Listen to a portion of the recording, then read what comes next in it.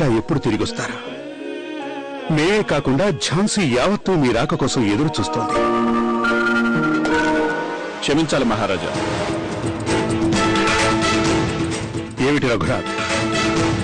మహారాజా, తిరుగుబాటుదారులు భవనం వెలుపల గుమికూడి ఏదో ఉపద్రవం సృష్టించబోతున్నారు. అవునా? అవును మహారాజా.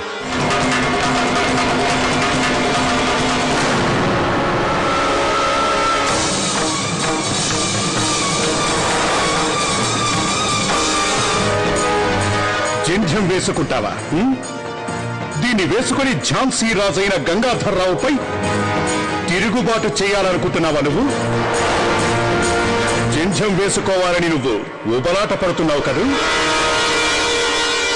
మేము నీకు జంధ్యం వేస్తాం.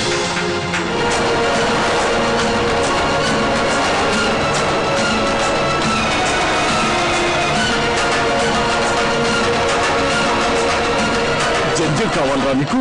జంధ్యం కావాలా? వేసుకో వేసుకో.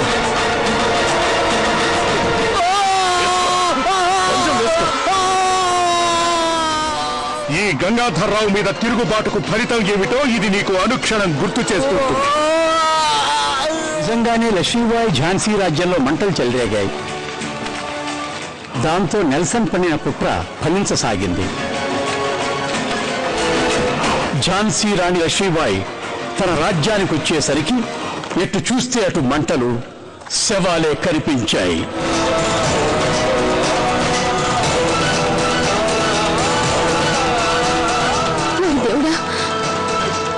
మా ఝాన్సీకి ఇలాంటి గతి పట్టిందేంటి? నెల్సన్ గారు, ఇదంతా చూస్తే ఈ మంట అంటుకున్నది కాదు, ఇది ఎవరు అంటించారు. ఒకవేళ దీనంతటికీ మీరే కారకులని రుజువు కనుక అయ్యిందంటే ఝాన్సీ కమిషనరీని పునాదులతో సహా లేపేస్తాను. మహారాజా, రాజీ చేసుకునే అవకాశాలన్నీ అంతరించిపోయాయి. ఇప్పుడు ఇక రఘునాథ్ గారు చెప్పినట్టు చేయడమే మంచిది.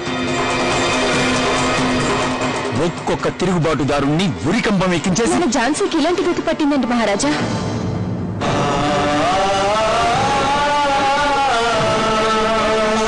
ఎవరంత ఘోరం చేసింది? Who did this to you, brother? Queen of Jhansi, రాణి లక్ష్మీబాయి. లక్ష్మీబాయి. అలా జరిగిన తర్వాత తిరుగుబాటుదారులు అన్ని చోట్ల మారణకాండకు దిగారు మహారాణి. మహారాణి గారు, పరిస్థితిని వెంటనే అదుపులోకి తీసుకురాకపోతే ఆ నెల్సన్ మహారాజు గారు విఫలమయ్యారని పోర్ట్ విలియమ్స్ వారిని నమ్మించి రాజుగారికి ఉన్న అధికారాలను. వీల్లేదు. ఈ లక్ష్మీబాయి బతికుండగా అలాంటి పరిస్థితి మన ఝాన్సీకి రానివ్వదు.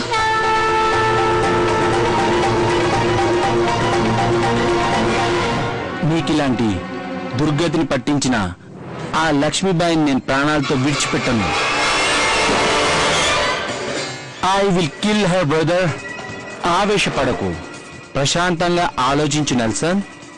దానిని తక్కువగా అంచనా వేసినందువల్లే నేను నా కాలు పోగొట్టుకున్నాను.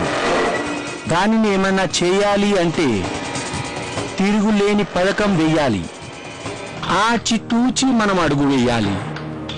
అంటే దాన్ని ఒంటరిగా పట్టుకోవాలి. అది కూడా నిస్సహాయ స్థితిలో పట్టుకోవాలి. అది తిరిగి దాడి చేయలేని స్థితిలో ఉండాలి. దుష్టులైన ఆంగ్లేయులు ఈ చిచ్చు రగిలించారు. అలాంటప్పుడు మనం బలప్రయోగం చేసినట్టయితే మన మీద ప్రజలకున్న నమ్మకం కోల్పోవాల్సి వస్తుంది. ఈ పరిస్థితి ఎదుర్కోవడానికి ఇంకా అనేక మార్గాలున్నాయి మహారాజా. దయచేసి క్షమించండి మహారాణి గారు. ఆ తిరుగుబాటుదారులు చదువు సంధ్య లేని మొరటివాళ్లు.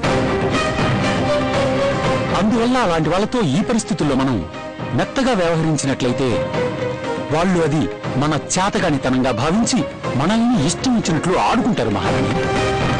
ఆ తిరుగుబాటుదారుల్లో ఒక్కరిద్దరిని బందీలుగా పట్టుకొని సామాన్య ప్రజల సమక్షంలోనే 4 రోడ్ల కూడలిలో ఉరి తీసిపారారు.